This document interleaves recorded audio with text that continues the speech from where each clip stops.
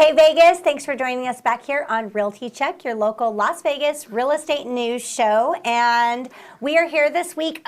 Before I get started about this week and introductions and everything, reminder, next week is Thanksgiving. And if you watched part 1 of our coaching session with Sharon Swanton about negative self-talk a few weeks ago, next week we're going to have part 2 airing. We will not be here physically, but you guys will watch the recording. We're definitely going to be here in spirit. We will be here in spirit. So make sure you guys tune in next week. We will still be here even though it's a holiday. And I am happy to be here with you guys, Tiana and Jason. And go ahead and tell us about yourself real quick. And about myself? Well, in case you didn't know, yeah. I'm Tiana. You're on Vegas Realty Check. Tiana Carroll, a co-host, Trish Williams. She didn't say her name, so that's me. There you go. So. We're a Las Vegas News real estate show, and today we have an amazing guest who is going to talk to us all about real estate and short-term rentals. Jason Griggs from Griggs team over at Simply Vegas, right? Simply Vegas, yes. Yeah. Thank you for having me. I really appreciate it. Thank you. And Jason, wow, you are doing some big stuff with like the short-term rentals, managing properties. You're making big changes out there, so we're really excited to hear. I can't wait to get into it. But first, we got to do our numbers. Things that you're talking about, and yes, we're going to get into our numbers first. So over the last week, our inventory for single-family residences on the market is $74.95. Yeah. So still hovering around that 8,000. Yeah, a little bit lower. Yeah. A little bit lower. It seems like there's less new listings hitting the market lately. Seasonality, I'm sure. Yep. Yes. Yep. And less price reductions, right? Because this week we have 1,253 price reductions, so it's less than we've had in the past 6 weeks. Yeah, about 500 less. It's a big difference. But people are starting to realize the market that we're in right now. Yeah, I think that it's not only been preached here, but it's on news everywhere on how the market has changed. And it really did come to a halt when they started raising those interest rates. Now the interest rates are starting to dip down a little bit, and people are, a little more apt to be out there. I'm seeing an uptick, right? Are you guys seeing that in the business? Slight, yeah, a little bit. Nothing to get excited about. Are you kidding? I'm super excited. I'm like, I'm uptick, excited let's too, do it. yeah. It's early. Yeah, I'm like, it's a little bit more, but it's still, we're still where we are. So in the news this week, there is kind of real estate news. Tiny home community was approved for low-income seniors. We have definitely a housing need for low-income seniors. We absolutely here do. in Las Vegas. So that was approved this week, which is great. Good things are coming there. And then again, all the news is talking about the shift.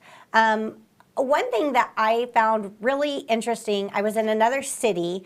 You're in Vegas, so you always hear just Vegas news, right? Right. So I'm in another city last week, and I'm watching their local news, and they're talking about housing shortage, inventory shortage, and I'm like, there's no inventory shortage. What is this? Right. And then I start looking in articles, and like nationwide, they're still talking about a shortage of inventory. We're not seeing that here at all.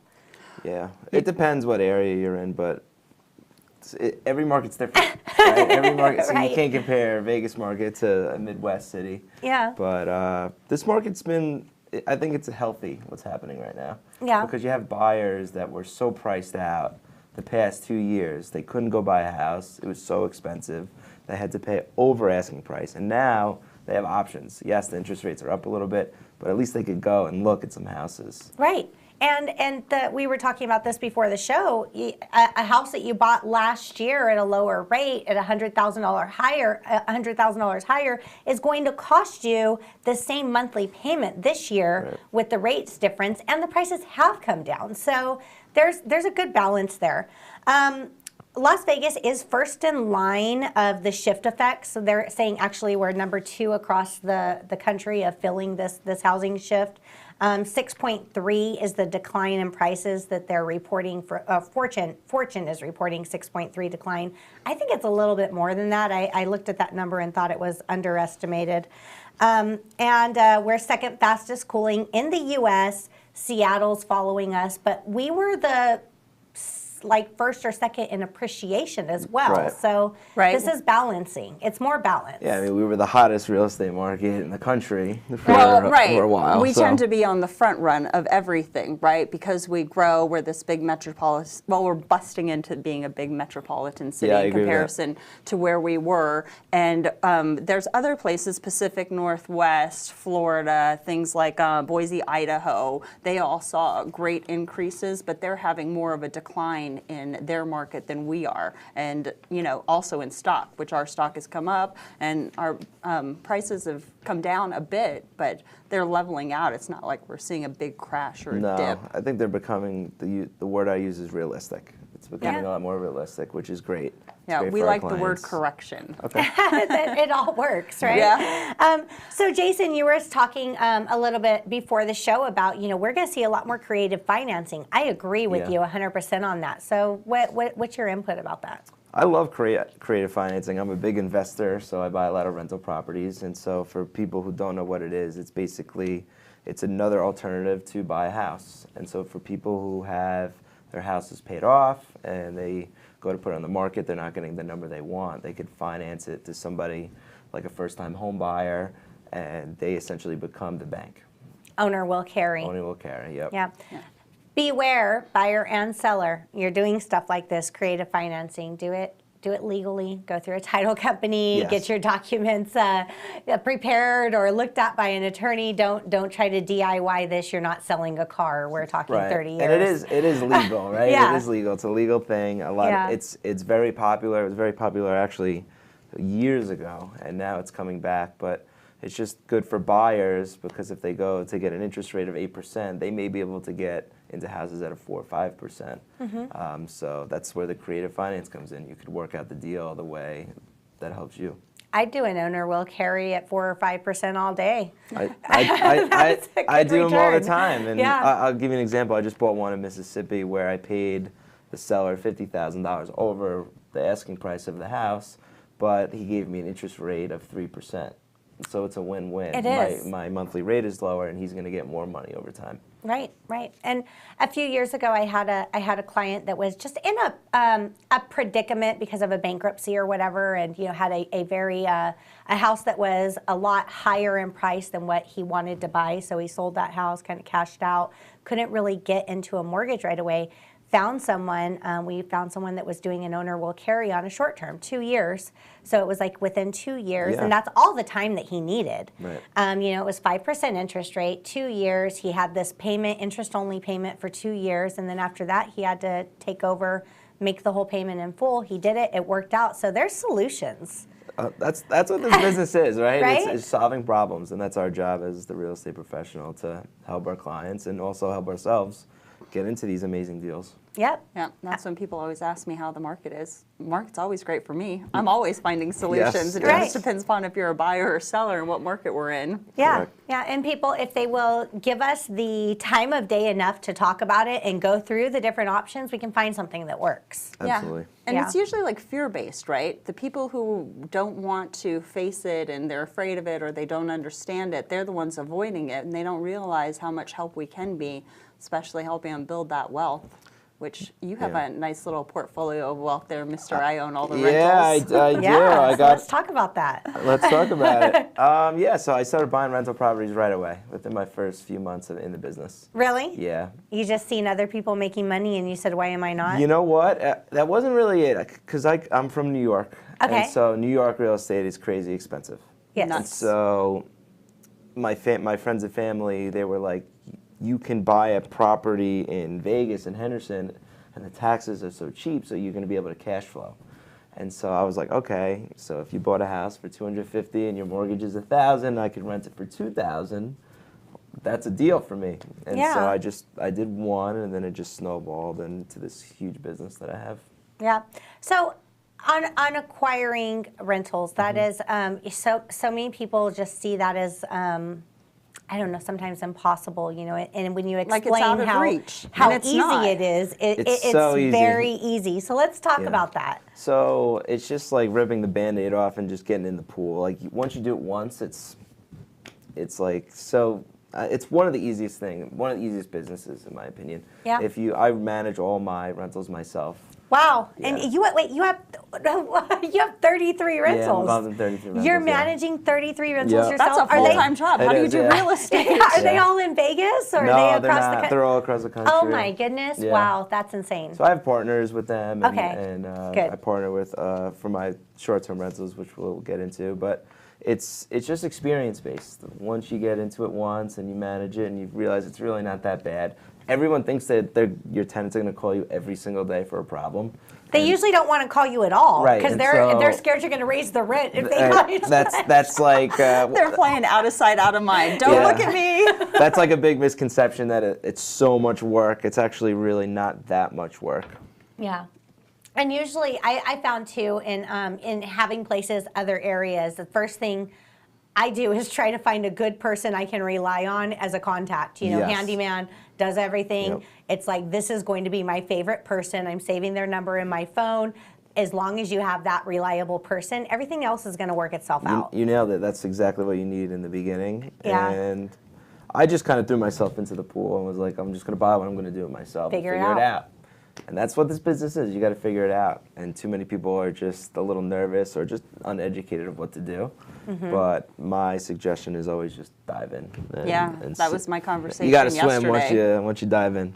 So on financing, buying rentals financing, this is one of the things that it just drives me crazy every time I hear it, because people are like, I don't want to put 20% down.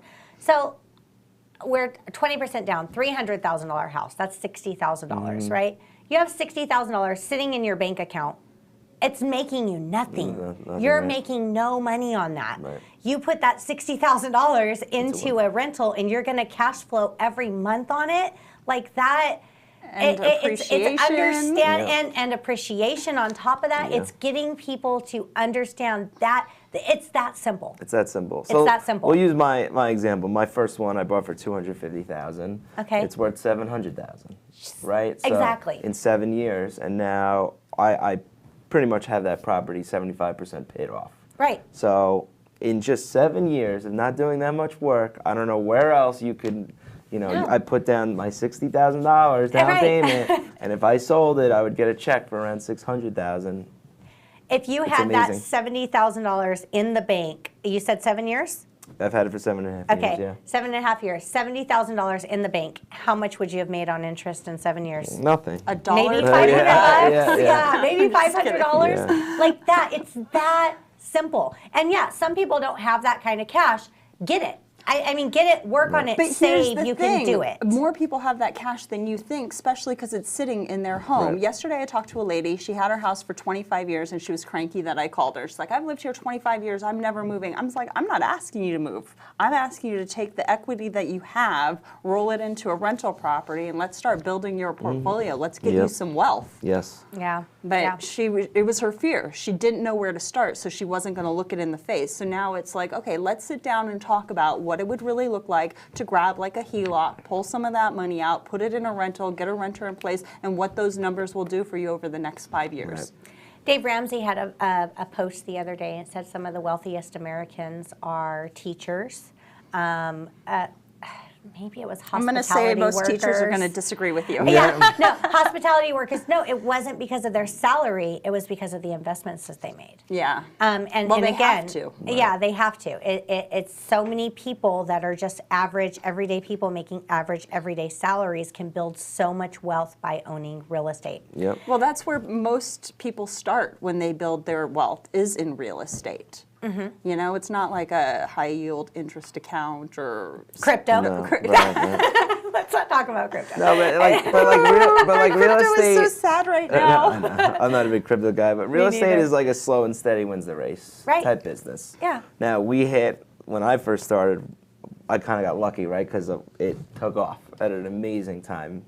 So I 7 bought all years these- ago, yeah. Right, so I bought all these properties 7 years ago, 6 years ago, 2015. and I mean they tripled. And Yeah. So I kind of got lucky at getting it at the right time. That always doesn't happen. Right. But if you buy a few properties every year, and 10 years from now you look back and you're like, wow, that was a good idea, because real estate generally appreciates over the long period of time. I had a client one time bought his first rental, and he was only cash flowing $150 a month. And at the time, he bought the home at a very good price. It was like 2016, 2017. And I said, over time, you're going to build appreciation, and this rent's going to go up as well. You'll be able to raise it. And this doesn't look like a pretty number right now. You know, it doesn't look like a great number, but it's the long game. That's right. You're cash flowing every month. That's important. It's the long game. And what happened was exactly what I said. You know, we ended up selling that home. He sold it. He ended up buying a fourplex after that because it was such a great investment. So he had the home had appreciated. Rent had gone up. His cash flow was a lot more, so it turned into a really good investment. That's great. That's a great example, and I just feel, you know, as real estate professionals, we can really help our clients with this, and that's kind of what I've been doing. Just instructing people that have those blue-collar jobs that can't go do real estate on the side. So they rely on us to and they find don't them have the trust deals. funds and all this, you know, magic money that's just going to appear out of everywhere. But it's the long game. You can make it happen. Yes. Yes. And 401k is also, you know, they will allow you to pull Draw, out a certain amount for an investment property with, you know, just. I'm a big rental guy, so I think rentals trump all those 401ks, everything, because the cash flow on top of the appreciation just crushes those items. Absolutely. So short-term rentals. All right. Those can be cash cows as well, right? Yes, they can. Let's talk about that. All right, let's talk about it. So I got into the business about 2.5 years ago, and I saw it. Once somebody shows me something and it works, I'm like, I just go all in. So I bought 8 of them very quickly, and then I expanded them to other parts of the country. But they're just rental properties on steroids, and that analogy just is they produce a lot of money, a lot of cash flow. So if your average rent price for the month is $2,000, it could bring in $4,000 to $6,000. Right. Because you're renting for shorter amounts of time, but it's more expensive. Yeah.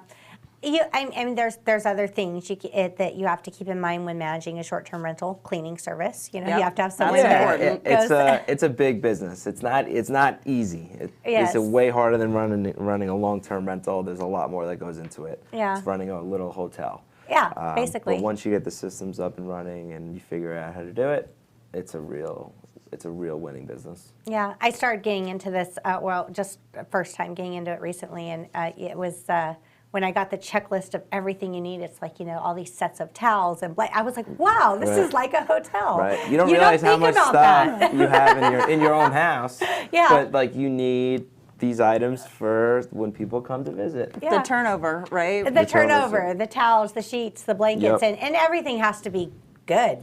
It's got to be can't pristine, have or else you're going to get a bad review and then nobody else is going to come. Yeah. No, Sam's Club is great like that. I think they did I think we bought a bulk amount of towels, 120 towels or something, all high quality sheets, everything. So just order them online, shipped right to the unit, done. So absolutely. I mean that's Sam's Club has been my favorite place recently. So so with short-term rentals, how many of those do you manage? So I own 8 of them we'll just stick with here in town. I own 8 in Henderson. Okay. Yeah. And Henderson has some new rules. Henderson's got rules. What's going on with Henderson? So with Henderson, they were the first in the city to create ordinances and rules and regulation with short-term rentals. So there's a lot of short-term rentals in Vegas and Henderson. I think Henderson started off as like one of the most flexible with it, right? Because I know people were telling me in the beginning when this all like started becoming popular, they're like, oh, you know, City of Las Vegas has all these restrictions. Henderson's a lot easier to work with. Okay, so Henderson came out with the stricter rules now. So you have to have a license on the property to list it on Airbnb. Now the big news is Clark County is coming out with their rules. The city with Las Vegas. All the homes that are near the Strip. And so there's so many that are operating illegally. And so now they just put out the law that they're going to license 2,800 of these homes. And there is 13,000 operating right now. So there is going to be a lot of people. What are Okay, so I believe that they do that on purpose, right? Yeah. I think that they're waiting to get all those fines, and that's how they're going to make money. I mean, we're based in hospitality, so we don't want to disrupt that. So they're making it difficult, in my opinion, for Airbnb, and then they're making money off the backside and all the fines. Because figure 13,000 rentals, less than 3,000 are licensed, you got 10,000 to pull from. Right. Yeah. So my take is this. I think short-term rentals are a good business because you're attracting more tourism.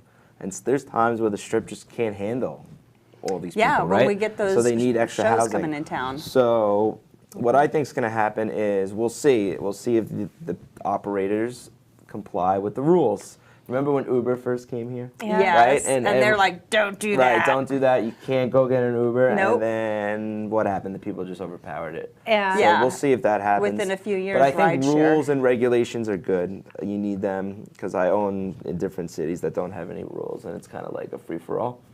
So tell me about this. I'm sure you know more about this as well. Is the rules are different if you're renting in 30 days? Correct. Yeah, It changes. It depends if you're an HOA or non-HOA. If you're in an HOA and your HOA allows 30-day plus rentals, you can do them. They're Yeah. great, but they don't produce as much income. Yeah, yeah, and again, it's more specific. You know, you have, I'm probably sure, a lot less pool of people coming in for 30 days than you Correct. do for And it's a lot you know, less one work, or too. two days. So too. you're only dealing with, let's just say, 8 different groups in a year, versus in a month you could deal with 6 different groups. Right. I feel like that may be an alternative that some of these 13,000 have to go to when they start getting some pressure down on their. I agree. I call it a pivot rental, where you're taking a property and then you're doing short-term rentals with it, and then you pivot to mid-term rentals, which is 30-day rentals, or you can go to long-term rentals. And there's people with my short-term rentals that will rent my house out for 6 months at a time. Wow. Which is great. And That it's a is lot less amazing. work, and you're getting a good price. So what I always suggest is sometimes it's not always about the money. It's about like the convenience of your time and running the property. And if you get a great person that could go in there for a longer time, I would take it. Yeah, no, definitely. You don't have to worry. It's turnover, you know. Yes. You don't have to worry about managing it in between. Yep. There's one thing, and we talked a little bit about this earlier as well. One thing that I recently found out, which I can't believe I never knew this. So in financing, you can buy a vacation home. You know, if you qualify, there's a lot of options there, but you can buy a vacation home. Sometimes as little as 10% down. There's different options there that have that. In a vacation home, second home, 50 miles from your primary residence. There's a little bit of criteria. And I had always just had the assumption if you're doing that, there's no way that you can be operating a short-term rental or business out of it. However, I recently found out that the criteria is as long as you're occupying it 14 days out of the year, it is okay to do that. Yeah. I mean, I always say this. It's your house, right? Yeah. It's your house. And if every mortgage company in the world went and checked every single person of what they're doing with their vacation. Yeah. So I'm just like an American. Like, it's your house. If you want to make some extra money and rent it out, then go for it. But it's actually allowed. It It's is not allowed, yeah. breaking the rules, No, it's not. which is very. I mean, I was just that blew me away. I was like, why doesn't everybody have one then? Yeah. Like, Or that's- 2 or 3, Right. call us. Yeah, exactly. I think you're only allowed to have one, and then you go into investment financing. There's other things there, but still, it's that was very interesting to me. You're working now on a lot of training and teaching and educating. So tell us a little bit about that. So I love to coach. I coach lacrosse here in town. I run a program in Henderson, and just through coaching kids, education has always been great with sports, and now I have a wealth of knowledge of investing in real estate. And so one big issue that I'm seeing is that not a lot of agents know how to invest themselves. Right. And so that's the business that's the path I'm going now, of teaching other real estate professionals here in town how to buy rental properties, how to do flips, how to buy short-term rentals, long-term rentals. And it's been really cool to kind of help other agents in town kind of build their wealth, because agents, what I see, they're building their clients' wealth. Exactly. And they're not taking care of themselves a little bit. It's like the baker who doesn't eat bread. Correct. Yeah. Yep. Yeah, we're helping everybody else get rich, get money. So I like to work with other real estate professionals who are doing kind of what I'm doing, investing, because that should happen. It should. It should happen a lot more.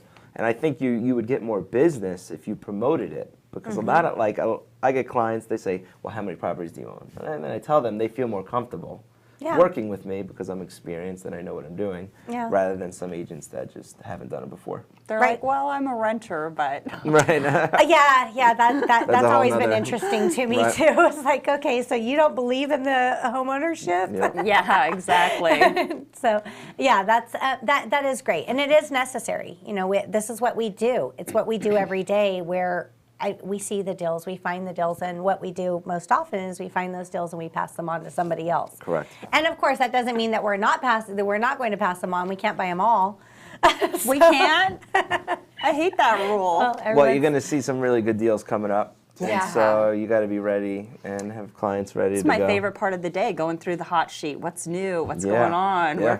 Where can I get? I want that. Sign me up. Yeah, and I've had times too where I've had someone reach out to me. They're in trouble. They need this. It's an amazing deal. Usually it's simple things like needs renovation. You know, they had some like water damage or something needs to be taken care of. But everything's fixable, right? It's all fixable, and it's something that if for whatever reason I can't do it at the time, I'll have a list of people that I'm like, okay, this is who I'm going to reach out to. We'll get this. We'll get an escrow. We'll get it all taken care of. But we come across things. We come across things. We do. Yeah. We come across great things. It's just having the knowledge of what to do. And real estate's on sale right now. It is. Really It is on sale. It's on sale I all the love time. that. Yeah, I'm it's going to on call sale. everybody today. Hey, guess what? We're having a sale on real estate. Real estate's on sale right now, and it's going to continue to go on sale in a good way, in my opinion. I agree. All the people that are running away from it, the people who run to it, usually do really well. Yeah, you should always do the opposite of what everybody else is doing. Yeah. So when you see all these buyers backing off, it's probably the perfect time. And we'll touch on Vegas. In my opinion, Vegas and Henderson, they have the best rental market in the country. Yes. Yeah, because we're solid. We're very solid. The taxes are really affordable. And Which is such a great contributor. yeah, I mean, it just makes your payment cheaper. Right. And then the rents are a little expensive Yeah. here, Yeah. and there's a crap ton of people moving here. So that you correlate all that together, and you have some nice properties in good areas, then you'll be able to make money. Yeah, and there's so many people here that are in the entertainment industry. This is what and I've talked to some people about this that are purchasing rental properties before, is kind of being more outside the box and renting to people that are, they're making cash daily.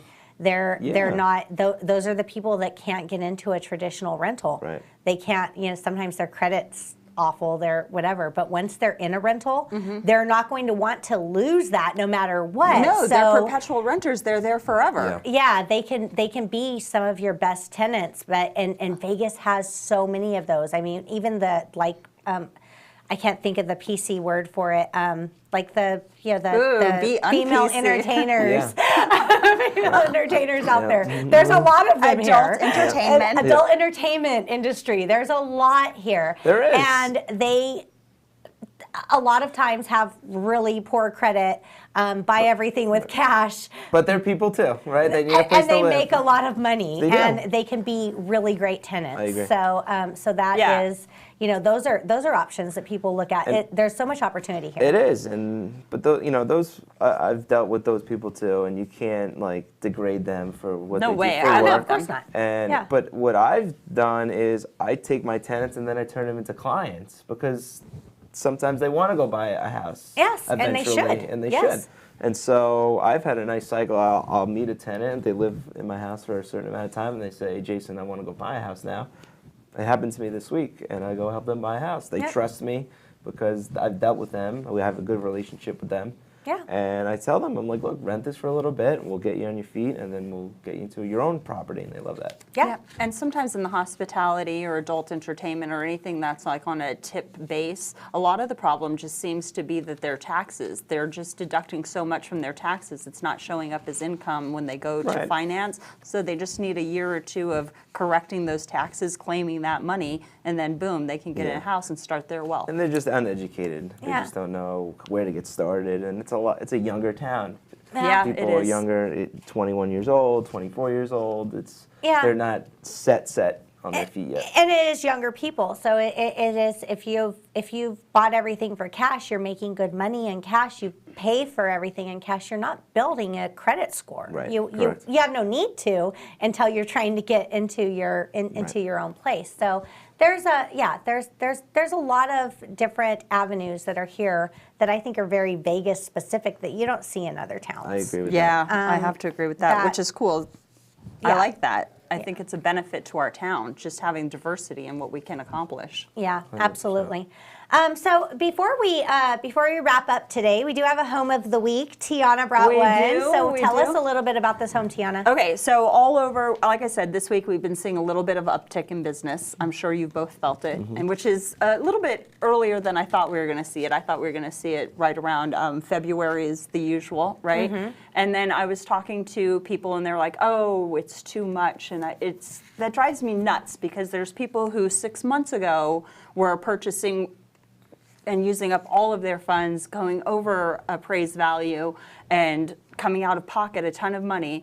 And then now, 6 months later, yeah, we have a higher interest rate, but ultimately it's turning out to be apples for apples, the way the market has shifted. So I wanted to do an example of that on this. And so what I did was I found a community out in Providence, which is, if you're not familiar with our valley, it's the Northwest. I call it mini Summerlin because everybody wants to go to Summerlin and maybe can't afford in Summerlin, can go into Providence, and it's the same thing. It's fully landscaped, master plan community. The homes go with the curvature of the land. It's not so gridded like Winchester or Paradise or anything. So we have a video of this house, and sorry, I threw it on super fast speed, but this house was sold, or is on the market right now. It's on the market for $450,000. It's at 6750, I can't even see the screen.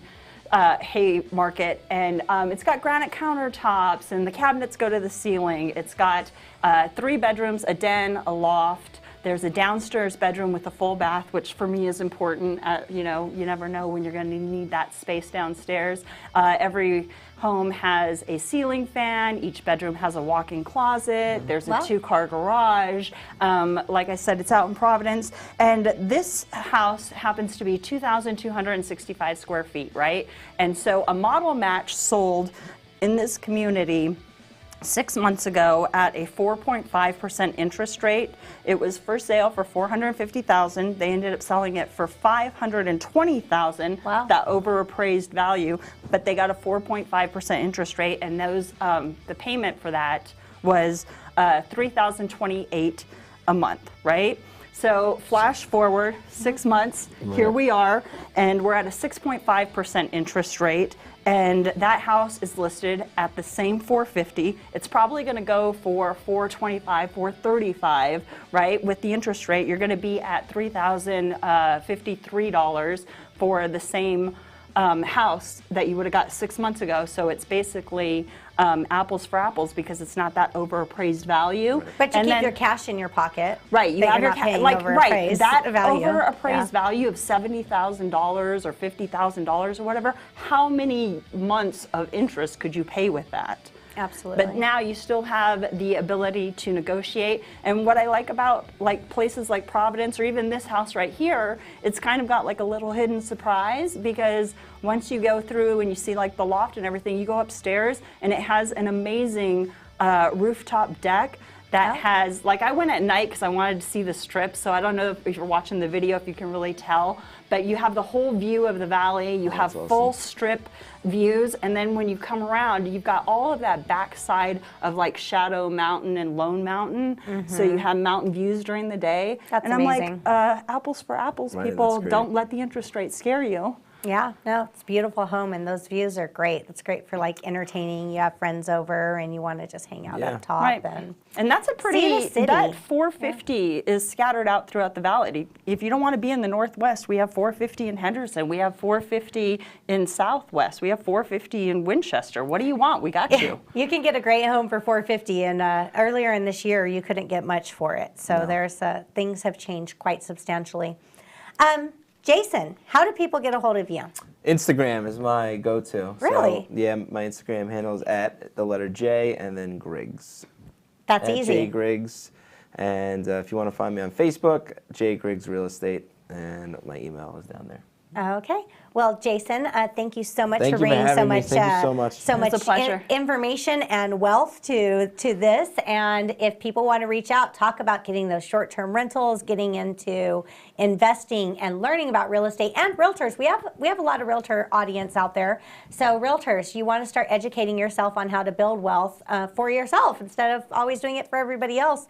Jason has some education material for you. Yes, I do. Yes, Yes, I do. It's like, hit me up. Yep. Yeah, most definitely. Tiana, how do people reach you? If you want to get a hold of me, always text me, 702-379-9948. Okay. And you, Trish? 702-308-2878. And I am at trishwilliamsteam.com. She's Thank you. throwing in emails now. Look at I'm this. throwing it. That was it. I'm That was a 702 website. househunter@gmail, but I never check my email Yeah. unless I'm doing a business. Yeah. So see you guys next week. We will not see you guys next week. You will be watching part 2 of our coaching corner session. It will be Thanksgiving. Happy Thanksgiving, and we'll see you guys in 2 weeks. Have a great holiday, you guys. Yes.